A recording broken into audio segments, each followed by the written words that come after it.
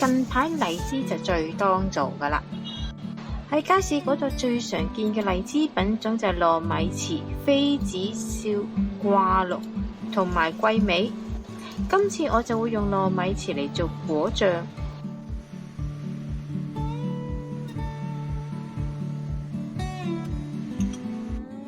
喺開始之前，請 follow 我哋嘅頻道啦。喵！果醬咧，其實大概都會分幾種㗎。咁我就講下最常見嗰幾種啦。第一種叫果形 jelly， 基本上佢入邊咧就冇果肉嘅，佢咧需要用50% 嘅水果汁而熬成㗎。但係佢整出嚟嘅質地咧就好似果凍一樣。我哋之前做嘅薄荷醬咧就係佢嘅其中一款㗎啦。佢都算之後我哋做果醬嘅其中一種基底嚟㗎。喺中文，我哋成日都會用果醬嚟作為一個統稱，但其實果醬 jam 呢個字喺外國咧係有規定㗎。根據美國 FDA 食物與藥物管理組織，你要稱得上做果醬，你嘅生果比例大概要去到40至47%，糖嘅成分大約要去到55%。所謂生果成分就一定要去埋皮、去埋核添。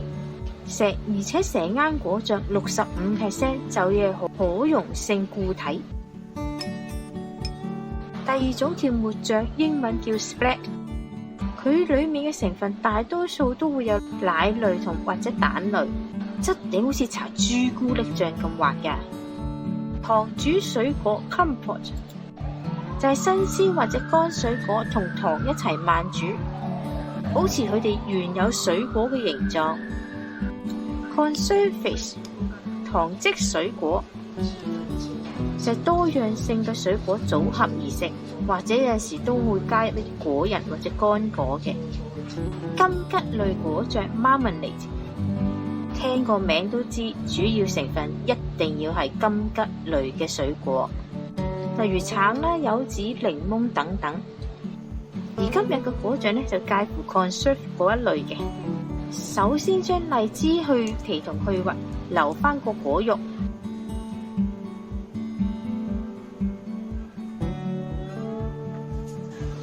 你可以選擇用原果或者將佢切粒，而我咧就會選擇切粒嘅，因為煮嘅時間咧就可以快少少。我手頭上嘅荔枝，你都見到我一路切佢啲水一路咁飆出嚟噶啦，佢水嘅成分咧都幾多下噶。而我嘅做法咧同書有啲唔同嘅地方，而我都會解釋翻點解我會有唔同嘅。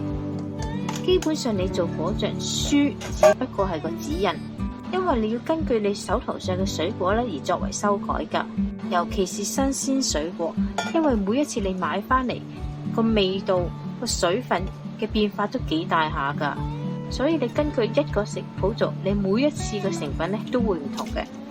量一量剩翻嘅果肉有幾多？每一隻生果嘅果膠成分都係唔同嘅。檸檬、橙、金桔類嘅物件咧，佢哋嘅果膠成分咧就係偏高，而荔枝果膠其實係偏低嘅。如果你想做其他嘅果醬咧，呢一樣嘢你係必須知道噶。咁係咪果膠成分偏低嘅生果做唔到果醬呢？梗係唔係啦，我哋就可以利用外來嘅物件而添加呢個果膠嘅成分。而我今次就會運用 pectin 粉，都可以講 pectin 粉係一種化學成分，不過呢，佢呢就喺植物度萃取出嚟嘅，而且佢嘅好處就係我唔使做個果膠基底，而且佢係冇味嘅，所以佢就唔會搶咗我原有水果嘅味道。果膠粉首先要同10% 嘅糖混合，否則你直接使用咧，佢就會起冧噶啦。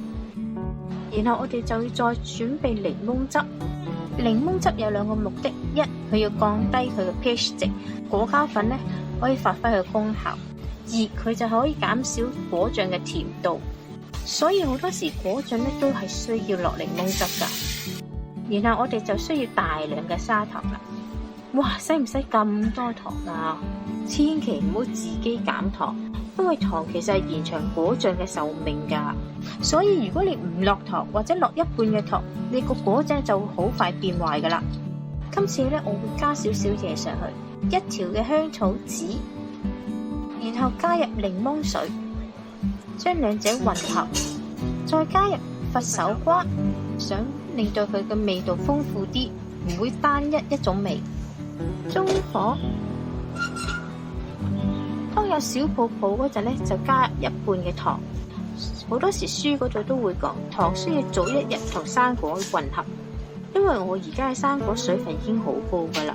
如果再早1日混合呢個糖呢，水分會更加飆升，所以咧我決定煮嗰陣呢先混合嘅。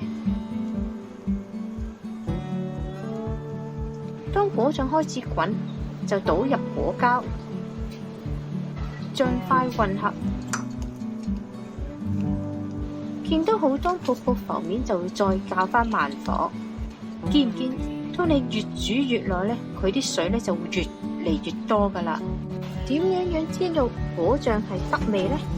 首先要準備一隻超級凍嘅鐵匙羹，將少量嘅果醬滴入鐵匙羹嗰度，你就會知道佢冷卻後嘅結度。千祈唔好淨係睇個盤就以為果醬係未得噶。如果你需要更加濃嘅，你就可以再煮耐啲啦。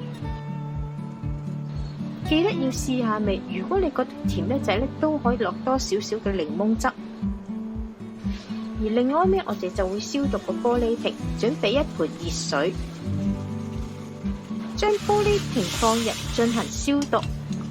如果你嘅水力唔能夠完全覆蓋玻璃瓶嘅話咧，就每邊等30秒，然後將玻璃瓶攞出，放埋一邊冷卻，入邊唔可以有任何嘅水蒸氣同埋水點。將完成嘅果醬倒入，你可以見到我而家嘅果醬嘅流動性都幾大下嘅，可以差唔多好似水咁稀嘅，倒至8至9成滿。記得要將佛手瓜同雲呢拿籽倒入，令到佢嘅味道可以繼續散發。趁佢仲熱嗰陣呢，就要立刻扭蓋，小心玻璃瓶係非常之辣手㗎。然後將佢反轉，令到佢可以自然抽真空。完成後嘅果醬如果冇開封過呢，就可以放喺室外；如果開封咗，就要即刻放返入雪櫃，同埋盡快食用啦。